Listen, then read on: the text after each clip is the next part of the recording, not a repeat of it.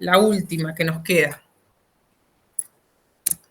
Bien, esta energía hidroeléctrica. Estás presentando un trabajo, las asignaciones de los trabajos de mini eólica.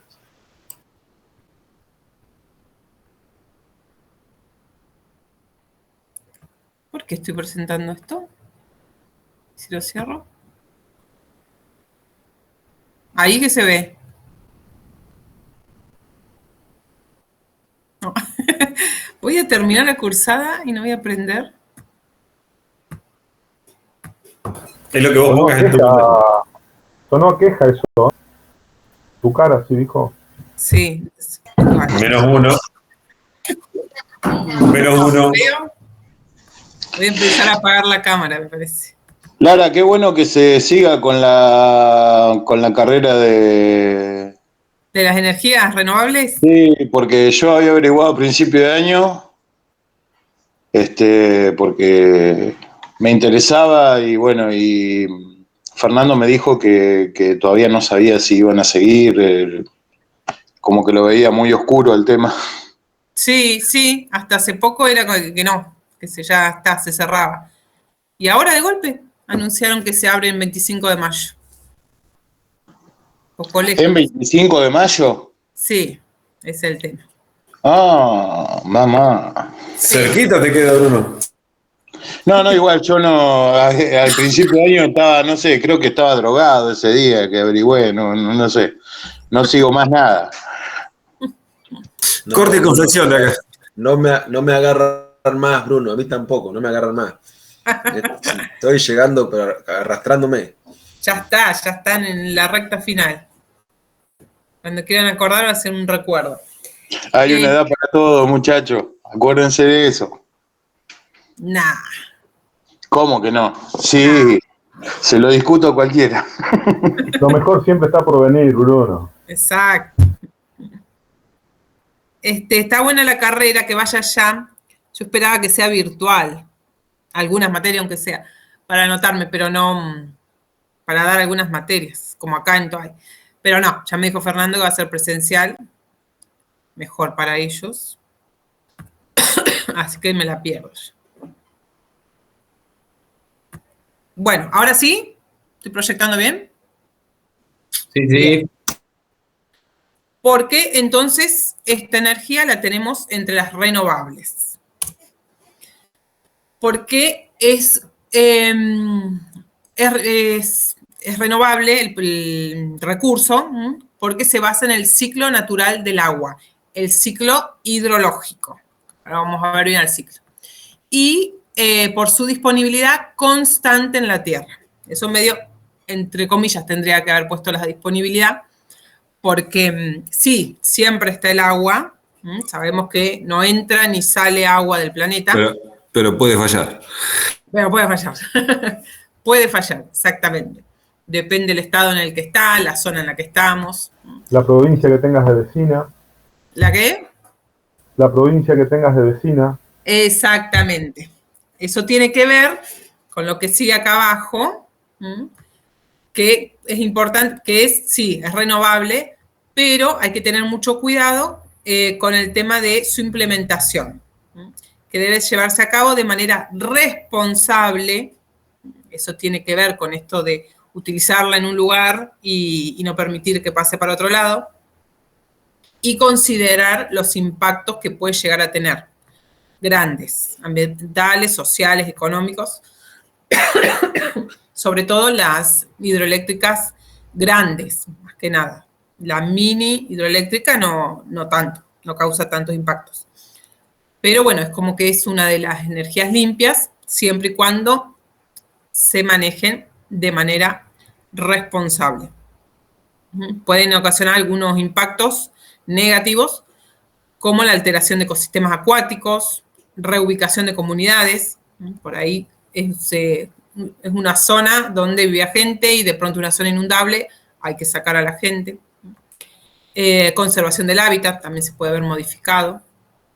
Pero bueno, no deja de ser renovable porque además reduce la dependencia del combustible fósil, que es lo que vemos en todas las energías alternativas renovables, que al no quemar combustible fósil no se emiten los gases de efecto invernadero, que son los que tanto problema nos traen. Bueno, este es el ciclo hidrológico. Ay, disculpe, estoy con una tos. Por eso también, prevenida, les traje un videíto para explicar el ciclo hidrológico. Así rapidito, ¿no? Para que veamos, este es el agua que está siempre, lo que decimos, siempre está disponible. Le podemos tener líquida, gaseosa, sólida, cómo va pasando de una a otra en un ciclo. Ahí les pongo el video. Avísenme enseguida el tema del sonido. Por ahí lo tengo que cambiar.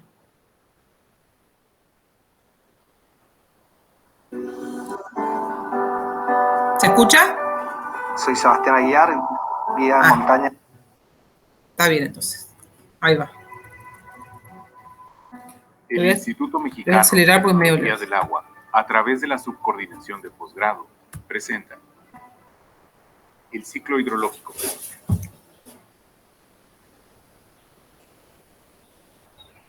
El ciclo hidrológico describe el constante movimiento del agua de la Tierra a la atmósfera y viceversa, así como sus cambios entre los estados sólido, líquido y gaseoso.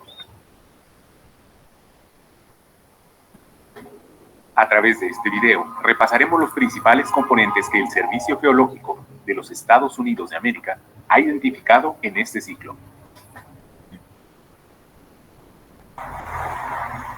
Agua almacenada en los océanos. Los océanos son considerados los almacenes de agua más importantes del planeta, pues cerca del 70% de la superficie terrestre está cubierta por ellos, y en conjunto contienen el 97% del agua de la Tierra. Evaporación. A través de la evaporación, el agua líquida se transforma en vapor gracias a la presencia del calor, energía que rompe los enlaces existentes entre las moléculas. De esta manera, es posible que el agua ascienda hasta la atmósfera. Agua en la atmósfera. Cabe resaltar que el volumen del agua constante en la atmósfera es de alrededor de 12.900 kilómetros cúbicos, o 3.100 millas cúbicas. Si toda esta agua cayera a la Tierra en forma de lluvia al mismo tiempo, dejaría una capa de 2,5 centímetros de espesor. Condensación. Mediante la condensación, el agua evaporada se transforma en líquida como resultado de la unión de sus moléculas por la presencia de bajas temperaturas. Este proceso es de gran relevancia para el ciclo del agua, ya que en la atmósfera permite la formación de nubes y con ellas la precipitación. Precipitación. La precipitación es el agua liberada desde las nubes y que regresa a la Tierra en forma de lluvia, agua-nieve, nieve o granizo. Su cantidad varía a lo largo del mundo y de los países, incluso dentro de una misma ciudad o colonia. Agua almacenada en los hielos y en la nieve. El 90% de la masa de hielo de la Tierra se encuentra en la Antártida y el 10% restante en Groenlandia. Cabe resaltar que esta última ha incrementado su tamaño a lo largo del tiempo en alrededor de 2,5 millones de kilómetros cúbicos, debido a que cae más nieve de la que se derrite, y el hielo es tan pesado que la Tierra que está por debajo ha adquirido una forma curva. Agua de deshielo. El agua proveniente del hielo y la nieve derretidos fluye hacia los caudales de los ríos. Cabe resaltar que esto no siempre resulta beneficioso, pues puede causar crecidas importantes de los caudales, así como inundaciones, deslizamientos de tierra y desplazamientos de materiales sólidos. Escorrentía superficial. Generalmente, el agua que se precipita a la tierra en forma de lluvia es absorbida por el suelo, pero cuando éste es impermeable o está saturado, el agua avanza por su superficie hacia la corriente más cercana. A este proceso se le conoce como escorrentía superficial, y en la naturaleza es la principal fuente de agua de los ríos y posteriormente de los océanos. Corriente de agua. El término corriente de agua se utiliza como referencia de la cantidad de agua que corre por un río, un arroyo o una cañada. Dicha corriente está en constante cambio y es afectada principalmente por la escorrentía superficial. Agua dulce almacenada. El agua dulce almacenada se encuentra de manera superficial en la tierra, es decir, en arroyos, estanques, lagos, humedales y reservorios creados por el ser humano. En todos estos sitios, la cantidad de agua varía en proporción a la entrada del vital líquido por las precipitaciones, la escorrentía superficial, y la filtración de la parte subterránea, así como en proporción a las pérdidas generadas por la evaporación, la descarga hacia capas subterráneas y el uso de los seres humanos. Infiltración. La infiltración es el movimiento descendente del agua desde la superficie de la tierra hacia el suelo o las rocas porosas. Una parte del agua se queda en las capas superficiales del suelo, mientras que otra, debido a la gravedad, se infiltra a mayor profundidad y recarga los acuíferos subterráneos. Descarga de agua subterránea. La descarga de agua subterránea es el movimiento de agua hacia afuera del suelo y depende de la porosidad y la permeabilidad de las rocas, es decir, de cuántos espacios vacíos hay entre ellas y qué tan fácil o difícil es el movimiento del agua. Gracias a esta descarga, el agua que se queda en las capas superficiales del suelo puede emerger rápidamente y entrar a una corriente de agua. Mientras que en los acuíferos subterráneos, si las rocas lo permiten, el agua puede moverse libremente y recorrer distancias significativas en poco tiempo, ya sea de manera horizontal, hacia acuíferos más profundos, o bien hacia la superficie. Manantiales. Cuando los acuíferos se llenan hasta el punto en que el agua se desborda hacia la superficie de la tierra, se forman manantiales. Los hay pequeños y que únicamente fluyen después de grandes lluvias, hasta muy grandes, en los cuales fluyen millones de litros de agua diariamente. Transpiración. La transpiración es el proceso por el cual el agua es llevada desde las raíces de las plantas hasta los pequeños poros que se encuentran en la cara inferior de sus hojas, donde se transforma en vapor de agua y se libera a la atmósfera. Se estima que alrededor del 10% de la humedad de la atmósfera proviene de la transpiración de las plantas. Agua subterránea almacenada. Al agua que ha estado por millones de años debajo de la tierra, en la zona de saturación, se le conoce como agua subterránea almacenada o acuífero. Cabe resaltar que en la zona de saturación, todos los poros, grietas y espacios entre las partículas de roca se encuentran llenos de agua. Distribución global del agua. Del total del agua en la Tierra, el 97% es salada y el 3% es dulce. Del agua dulce total, el 68.7% se encuentra en los glaciares y la nieve, el 30.1% debajo del suelo, el 0.9% en otros espacios y solo el 0.3% en almacenes superficiales, como lagos y ríos, que son la principal fuente de agua de consumo diario para los seres humanos. En resumen, el ciclo hidrológico o ciclo del agua conjunta una serie de elementos y procesos naturales continuos que han tenido lugar desde hace billones de años, a través de los cuales el agua se ha movido y se mueve entre la Tierra y la atmósfera, pasando de su estado líquido a gaseoso y de gaseoso a líquido o sólido y viceversa. Gracias a este ciclo, ha sido posible preservar la vida en el planeta.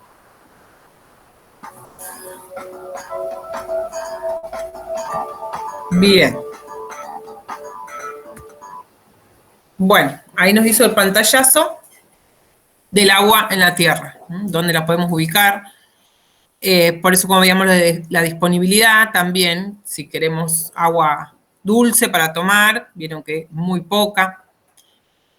Parte del agua está en los ríos, que es donde vamos a utilizar para las centrales hidroeléctricas. El resto sigue ahí, dando vuelta. Está, pero no tan disponible. Bien. Esa era la idea de ver el ciclo.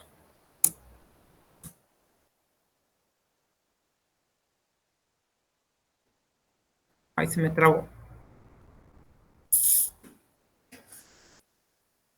¿Siguen ahí?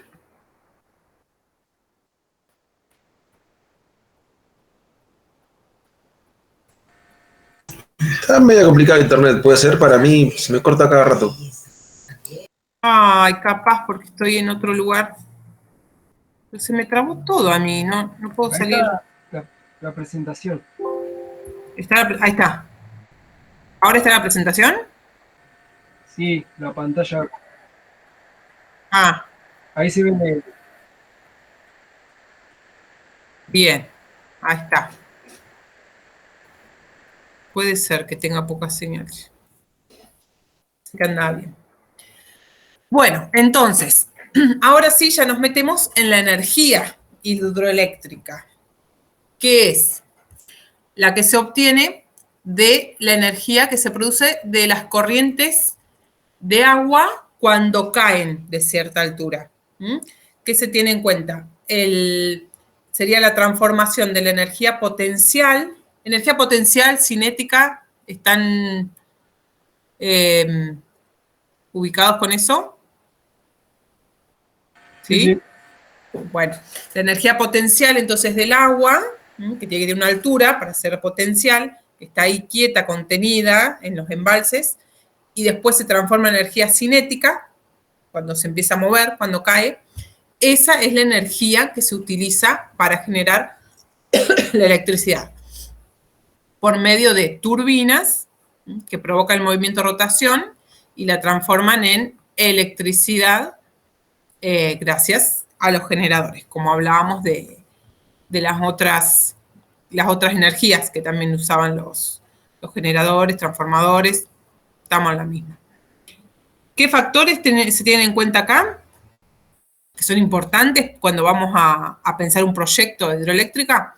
La altura del salto de agua. ¿Tiene imagen ahí? Ah, no. Ahora lo vemos bien en detalle. La altura del salto de agua y el caudal. La cantidad de agua que trae ese río que vamos a aprovechar. Cuanto mayor sean los dos, mayor va a ser la energía eléctrica que vamos a producir. Ahí les muestro un grafiquito general, como sería la central. Se realiza un embalse, que es donde contenemos el agua, esa energía potencial que decíamos está ahí, la presa que lo frena, para que no siga, que esta es la que trae problemas a veces. Acá se abren las puertitas y la puerta de control, corre el agua. Acá el agua ya va, acá estaba quieta, ya va en movimiento. Ahí genera una energía, el agua en movimiento, y la toman las turbinas, que son las que se mueven, generador, transformador, para llegar al tendido eléctrico. Y lo que más o menos siempre es el mismo diagrama. En este caso, el agua que continúa, pues el agua lo único que se le utiliza es su energía para mover la turbina. El agua continúa y ahí se aprovecha, por ejemplo, para regar, como dice acá. Para regar, para mantener almacenada, para utilizarla para lo que sea, para turismo, para incendios. Puede tener varios usos una vez que pasa de largo, que ya le sacamos esa energía que necesitábamos. Y acá vamos a ver un poquito de historia, que esta no es una energía nueva. Sí, por ahí, acá como dice, los primeros pasos. El agua es aprovechada para diversos usos. Cuando decimos energía hidroeléctrica, es la energía del movimiento del agua que se utiliza para generar electricidad. La general sería energía hidráulica. Por ahí capaz que mencioné en algún momento hidráulica. La hidráulica incluye la hidroeléctrica y aparte, como ejemplo, por ejemplo acá, para moler grano, que se usaba la energía del agua, con el molino, para triturar materiales con alto contenido de celulosa, para hacer papel. Esos otros usos que se han usado a lo largo de la historia. Después apareció lo de la electricidad. En inicios de la Revolución Industrial es cuando se empieza a aprovechar la energía para producir electricidad. 1760, más o menos. Un poquito más adelante, capaz. ¿Qué pasó con esta creciente industrialización en norte de Europa? Hay una gran demanda de energía y es suplida gracias a la energía hidroeléctrica. Todavía ahí la extracción de carbón no llegaba para cubrir las necesidades industriales. Entonces, utilizaba muchísimo la hidroeléctrica. Ahí es donde más donde empezó a estar en auge.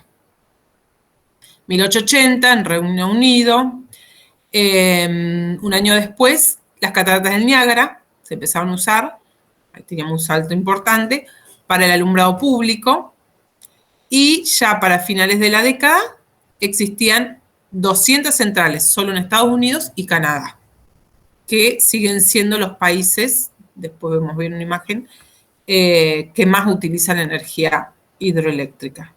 Estados Unidos, Canadá y China, si no me equivoco.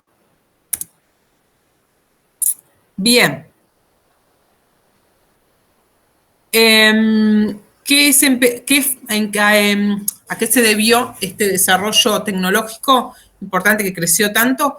Fue gracias a la invención de generador eléctrico y turbinas hidráulicas.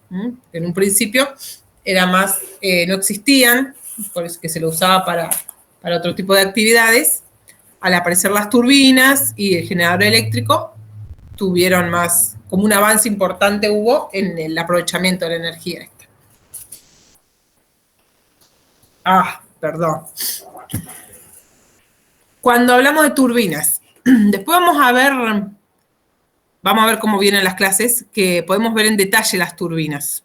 Tengo un PowerPoint con algunas, las más usadas, cómo se eligen, para qué. Acá, Clara, eso lo estuvimos hablando. Iván nos está haciendo un repaso de las turbinas y esas cosas, de las Pelton, bueno, todas esas. Bueno, o sea que lo tienen bien claro. No lo tenemos bien claro, pero lo estuvo viendo. No, yo te digo para que vos más o menos ya sepas. Buenísimo, sí, porque por ahí no alcanza las clases para ver turbina, joyas si lo ven por otro lado. Entonces acá les nombro nada más cuáles sirven según la altura del salto, ese que veíamos. La Pelton Francis Turbo, por ahí no es tan conocida, para más de 100 metros, entre 20 y 100, Francis Crossflow, de 5 a 20, Crossfall Proper Kaplan. Está en divisaderos, que tiene un poquito más de 17 metros, el salto, la altura. Tienen 2 Kaplan. No están funcionando, pero... Nosotros vimos 3, digamos, que es la Pelton, la Francis y la Kaplan. Sí, son las que más se ven. Yo también tengo más información de esas 3. Que por ahí tienen, acá vemos nada más que la altura, pero tienen, según la cantidad de sedimentos que trae el río, según el caudal, ciertas condiciones se elige cuál poner. En divisaderos pusieron Kaplan, pero bueno, no sé si... ¿Alguno sabe algo de divisaderos? ¿Tiene información? Yo lo que tenía entendido que por la cantidad de sedimento que tiene el río, los sellos de las turbinas y un montón de cosas tienen un desgaste mucho más rápido, digamos, que en otro lugar y como que no lo ven como a futuro como una alternativa, digamos. Sí. Como que es mucho costo y es muy seguido el costo, digamos, para reemplazar todos los sellos y todas esas cosas. Es más el costo que el beneficio, casi. Tengo entendido eso. No sé si será así o no. Sí, el año pasado cuando fuimos, lo que nos decían que es raro que vuelva a funcionar. Y si justamente estas turbinas que tienen por ahí no son para cuerpos de agua con tanto sedimento. No sé si habrán errado en eso o todo, no sé. O el mantenimiento también. Por eso no vamos este año, por eso vamos a Casa de Piedra a ver qué más nos pueden contar. Hay que ver ahí qué turbinas usan. Bueno, por ahí si vieron algo con Iván, capaz que pueden preguntar. O sea que se hizo una central hidráulica y no se tuvo en cuenta el sedimento del río. Es como que a simple vista parece eso, pero es raro de creerlo. O no, no sé. Como que se hizo medio como al tuntún. Porque no cambió. Es un posición. ups. Claro. Ups, Medio le grande. erramos. Pero, le poquito erramos. grande. No importa, un montón de dólares que tiramos el pedo.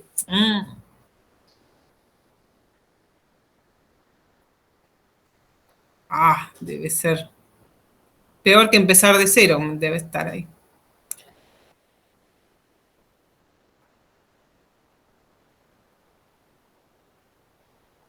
Sí. Cuando no es con la tuya, Topo, que vaya nomás. Yo tenía otro dicho. Era un poquito más fuerte. ¿Otro qué? Oh, no lo diga, no lo diga. Otro dicho. No. Hola, profe, yo llegué un poquito tarde, perdón. No, ¿quién entró? Que no veo. Alexis.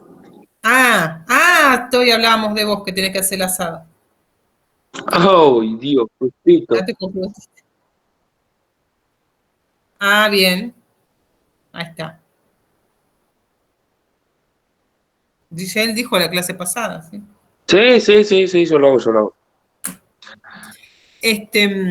Sí, con estas cosas que no quieren contar, el otro día terminé de ver el video de esto de los hallazgos arqueológicos. Con razón no quería contar el final. No, es muy fuerte. Es muy bueno. Es muy fuerte, Lara. Mejor que no lo diga. Después lo pasan por el grupo. Es muy buena la idea, es muy buena la idea. Con razón dije ahí, que no se acordaba al final. Pero bueno. Bueno, eso veníamos viendo a través de la historia que pasa en la actualidad con la energía hidráulica. Es la energía renovable más utilizada en el mundo.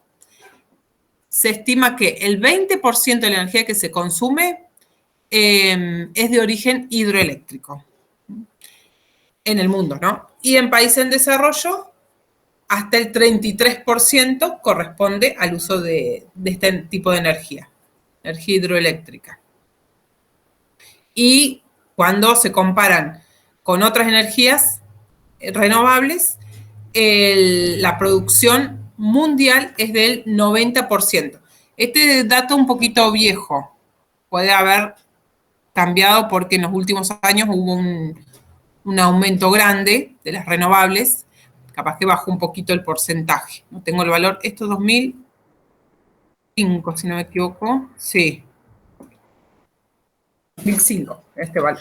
Yo antes de tener esta materia, yo estaba convencido que la mayor parte de la energía se generaba a través de hidráulica y no, me di cuenta que no. Pero no sé por qué estaba convencido, yo no, está bien, no había leído mucho ni me había interiorizado en el tema, pero para mí era, no sé, un 80% de energía hidráulica y después del 20% se desprendían en otro tipo de energía, pero no, la que comanda siempre es la del petróleo, la del gas, de combustible fósil. Sí, siempre. Está creciendo mucho, pero siguen sin superar. No sé si va a llegar a reemplazar. Vamos hacia eso. Bien.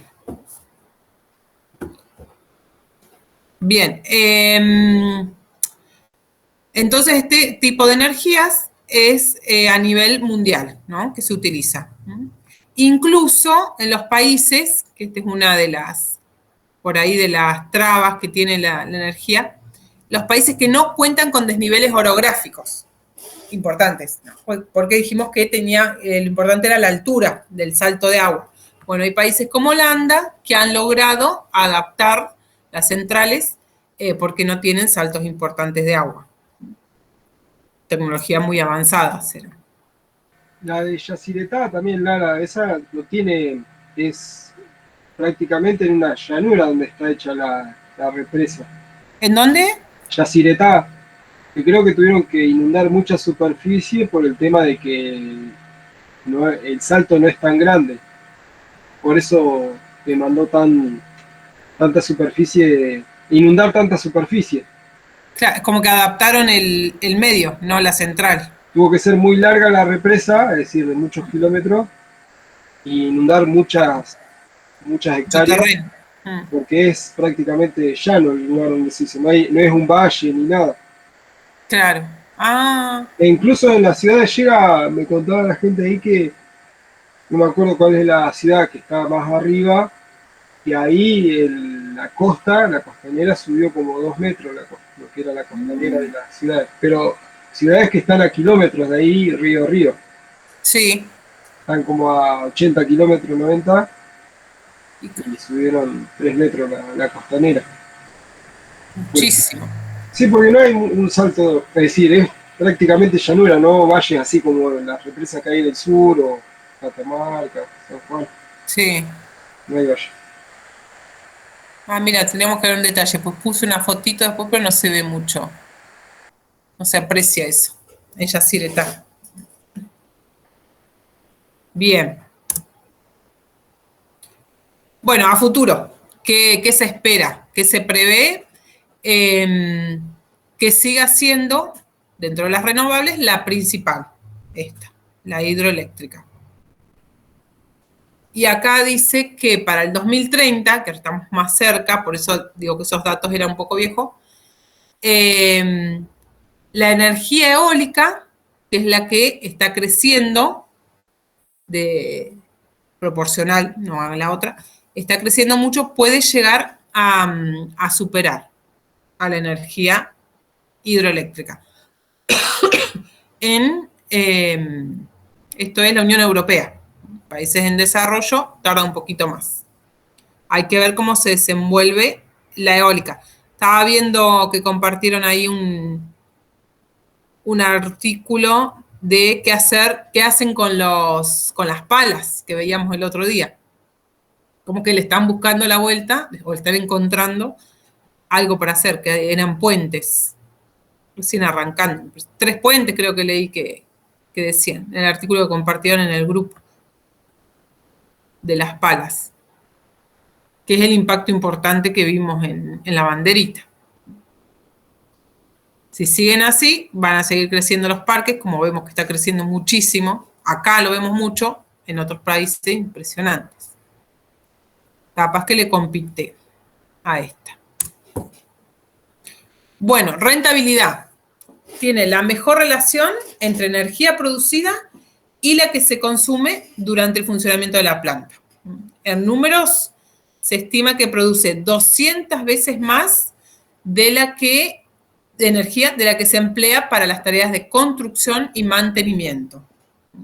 Y ahí compara con una central hidroeléctrica antigua con consumo de petróleo, era 10 veces más producida. Esta ya 200 veces más. Y la vida útil, si no tenemos en cuenta divisaderos o los errores o no mantenimiento que puede haber, puede llegar a ser de 100 años. Y sí, es toda una alteración grande, como que tiene que durar mucho. Bueno, esta rentabilidad, hablamos, que los generadores modernos, las turbinas, son capaces de convertir el 90% de la energía que está en el agua, esta energía potencial, que pasa cinética, que estábamos viendo hoy, en electricidad. Porque no se pierde energía, ¿no? La energía siempre está, pero no pasa toda esa energía a energía eléctrica. Parte se pierde, en realidad se transforma en otro tipo de energía que no la aprovechamos para el uso que queremos. Y los nuevos generadores turbinas pueden llegar a tener el 90% de la energía, que transformar el 90% de energía en eléctrica. Es mucho, es un número alto para las Sí, sí, muchísimo. Sí, no es tan común ese número, como que pusieron el óptimo. Por ahí sí, vamos a ver cómo van las clases, pero llegamos a hacer algunos ejercicios, vemos que no es tanto los porcentajes de transformación en eléctrica, los más comunes, ¿no? Capaz que por ahí en Casa de Piedra se puede consultar si tienen ellos un valor, deben tener algún dato de esto también, para que vayan anotando las consultas. Bien. Y lo que es impacto ambiental, que lo que decíamos al principio, ¿no? Que sí es renovable, es limpia, pero las que no son grandes, las centrales grandes, bueno, como esto de Yacyretá, por ejemplo, que recién contaban, que se altera mucho terreno y todo el movimiento de población, todos los problemas que seguramente trajo, si es que había población ahí. Pero bueno, salvo las grandes, que tienen un embalse donde contienen el agua, las chicas no alteran, no afectan el entorno demasiado. Producen un impacto escaso. Además, esto es lo importante que ya mencionamos, que esta generación de electricidad no produce gases de efecto invernadero, los gases de la quema del combustible fósil. Eso ya no lo tiene. Ni la generación de calor, dice, bueno, por eso tiene que ver con el efecto invernadero, el aumento de la temperatura, en realidad no generación de calor. Son muy seguras en relación a las personas y el entorno, salvo que los embalses estén deteriorados. ¿No vieron el caso que pasó hace unos días por allá cerca de Turquía? 2 represas se reventaron, mató como a 5.000, una cosa así. Ah, no, esa no vi. No me acuerdo si es cerca de Turquía o por ahí cerquita, que están con los quilombos de inundaciones y reventaron 2 represas. Hay un desastre tremendo. Tremendo. Están todos los terremotos, creo también de todo. De todo un poquito, sí, está pegando por todos lados. Claro, en ese caso, el tema de seguridad, acá, no, lo perdés, porque te mueve todo, te rompe todo y todo el embalse que está contenido sale a lo loco. No lo vi a eso, pero debe ser terrible ver. Como las películas de las olas gigantes, debe ser. Capaz que no está tan cerca de la población.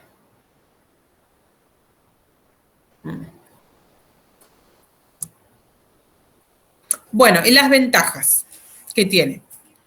Es inagotable, por lo que vimos del ciclo del agua, siempre hay agua, y va a haber, no la perdemos, por más que no está tan disponible como se dice. Es autóctona, porque la fuente de energía está en el propio territorio. Esto cuando dice propio territorio, no es como cuando decíamos como la mini eólica o solar, que donde la producís, la utilizás. No, se refiere más a nivel país, que no hay que importar energía desde países terceros, ¿no? Si tenés tu propia central. Ahí lo encontré. A nivel país. En Libia fue. 2.000 muertos y 6.000 desaparecidos. Que deben estar muertos también. No, muchísimo entonces. Ay, lo voy a buscar para ver. Ahí les arruinado la estadística de seguridad. Cuando tenés un power nuevo. ¿Qué otras ventajas tienen? No necesita sistema de refrigeración o caldera. Esto tiene que ver con los costos que tienen. Son menores, no disminuye. Otra vez lo mismo que mencionábamos, lo de los gases de efecto invernadero. No contamina la atmósfera. Se puede almacenar agua para usar para riego o para emergencias. Por ejemplo, si hay un incendio, tenemos agua disponible para utilizar. Y este aprovechamiento, que cada vez que lo veo a mí me hace ruido, que al tener una presa, ¿no? Regulás el caudal del río en época de inundación, por ejemplo, y facilita infraestructura para las actividades de recreo. Pesca, remo, baño, todo lo que vemos en, ¿cómo se llama? En Mendoza. Sí, en Valle Grande. Valle Grande. Bueno, ahí es una ventaja. Pueden utilizar el lugar, no es que queda aislado, ¿no? Sino todos los nihuiles que tiene ahí, se hace esa acumulación y pueden utilizarlo como turismo. Ahí también vemos la parte de responsabilidad, ¿no es cierto? Que solo ellos utilizan. Ese es el problema.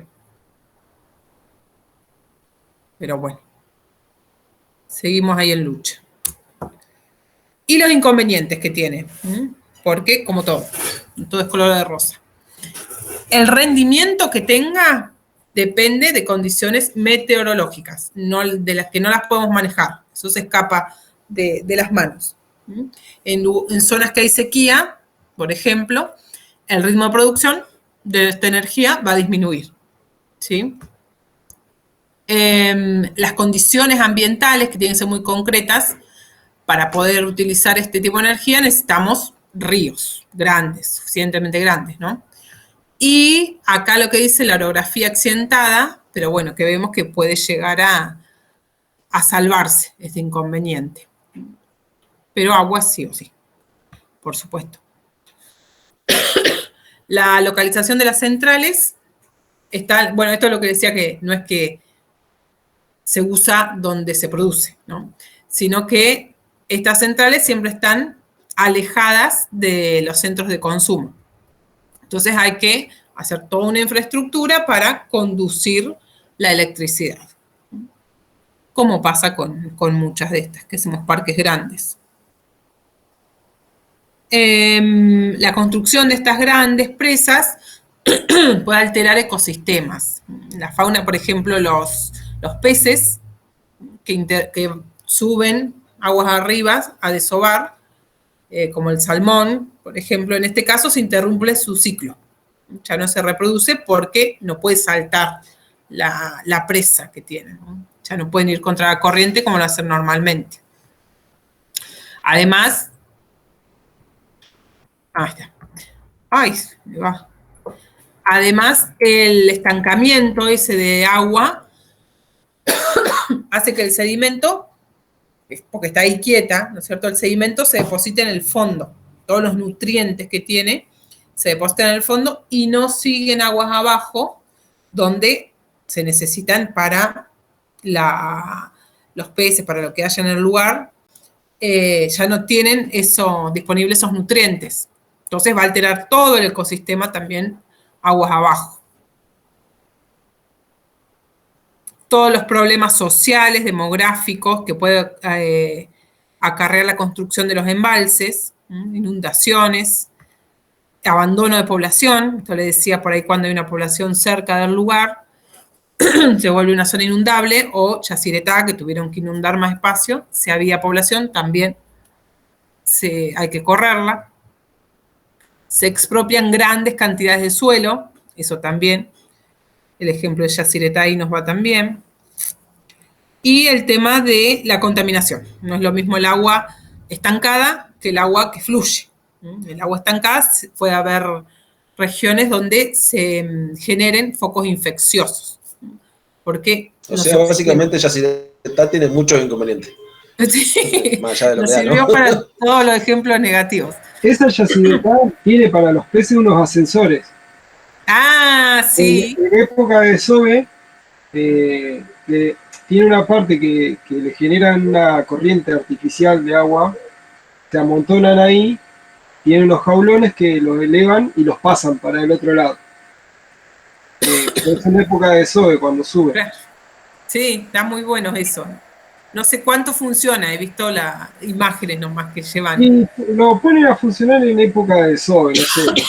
Yo cuando fui no era, y había peces ahí que estaban ahí en la corriente esa, pero decían que los ponen en funcionamiento en una época, dice, cuando hay desove, dice, se amontonan, dice, hay cantidad, de puñados levantan los ascensores, los jaulones esos, pero bueno, ahí había cantidad, pero dice que es mucho más cuando hay desove.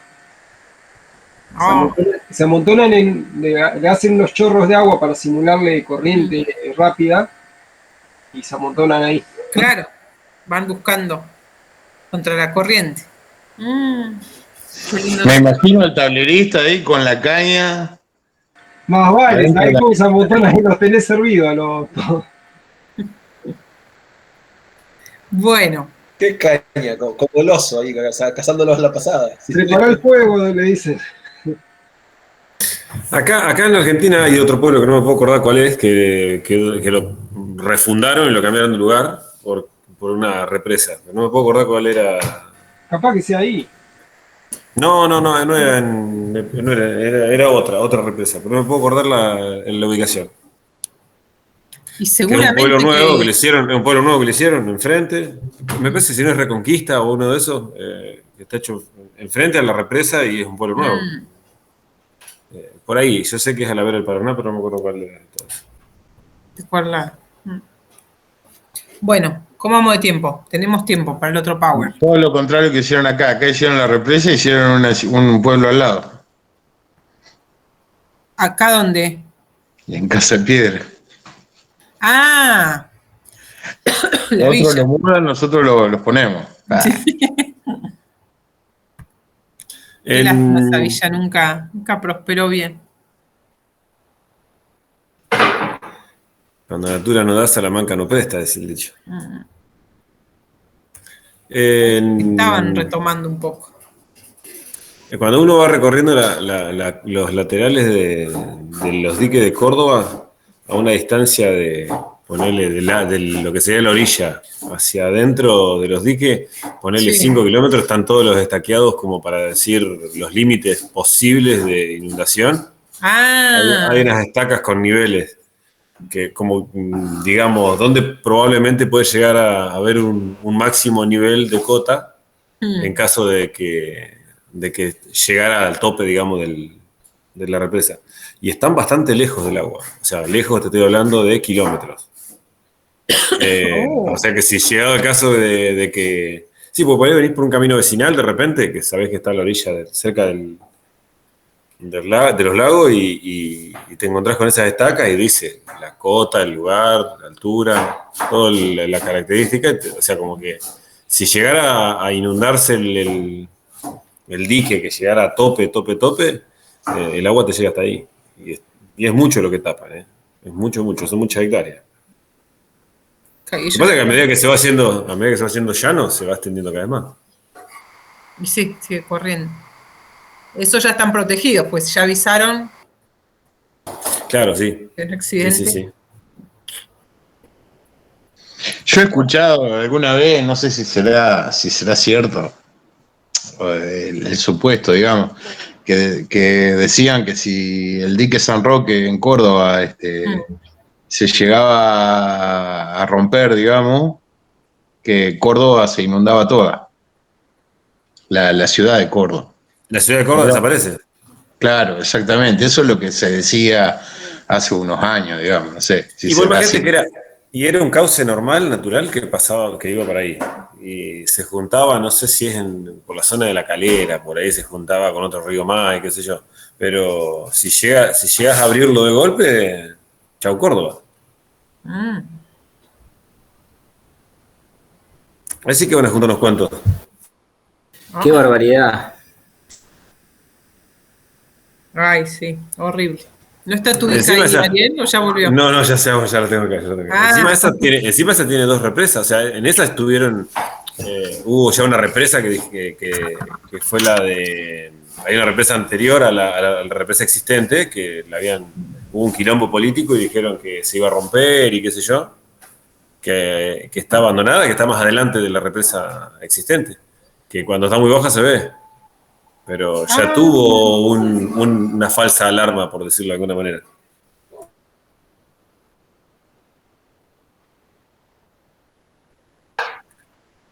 Es que-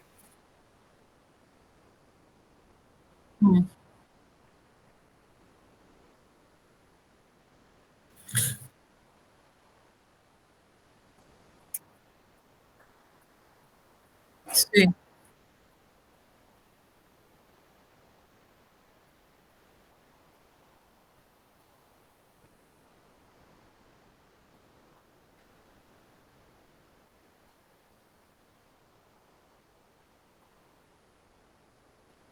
Lo que quedó. No era Casafú, vos sabés que no me suena Casafú, es otro el apellido.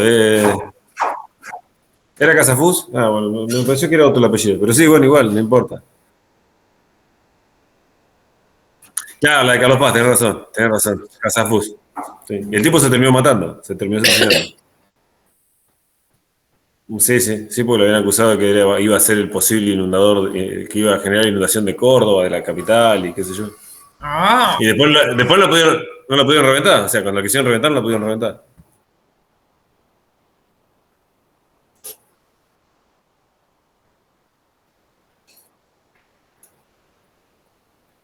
ahí pone Deme. En Encarnación hay un lugar a donde vive gente que se inunda muy seguido. Hola, buenas noches. Sí, hay un lugar que se llama... Sí, ¿cómo estás? No, yo puse porque los chicos estaban hablando, ¿viste? No lo quise interrumpir. Sí, pero ahí cuando hay mucha lluvia se inundan todos esos lugares. Por más de que hace años ya y son lugares bajos que se inundan muy seguido. No pueden ni ingresar, lo tienen que sacar en balsa o en barcos así, ¿viste? Chiquitos porque se inunda todo. Es muy grande el lugar que se inunda. En Encarnación, ¿no? Sí, en Encarnación, sí. Paraguay. Es Paraguay. Exactamente, sí. Sigue siendo paralelo a la... Eso sigue estando pegado al Paraná, ¿no? O sea... Sí. Del lado argentino. Del lado argentino es Posada. Sí, del lado argentino es Posada y del otro lado es Encarnación. Y también la playa no sabe cómo ha crecido por ese mismo motivo, porque han dado más lugares para poder crecer el agua y bueno, la playa ha crecido también. Claro, se va llevando todo. Exactamente. Sí, pero hay que tener mucho cuidado porque cuando hay mucha correntada y también, viste, hacen el remolino, que hay veces que te lleva gente, eso siempre dice. El remolino te absorbe a la persona y anda a encontrarlo después. Sí. Y sí, dentro de los impactos tiene grandes. Sí, igual están haciendo cada vez más construcciones como para que no ingresen en el lugar el agua, pero cuando viene 2 o 3 días lluvia muy seguido... Nada alcanza. No alcanza, no, para nada. Son la gente más humilde que viven ahí porque no tiene otro lugar para ir, está cerca de la ciudad y bueno, se sigue quedando ahí con los pocos que tiene. Sí, siempre son la gente más vulnerable. Sí, exactamente.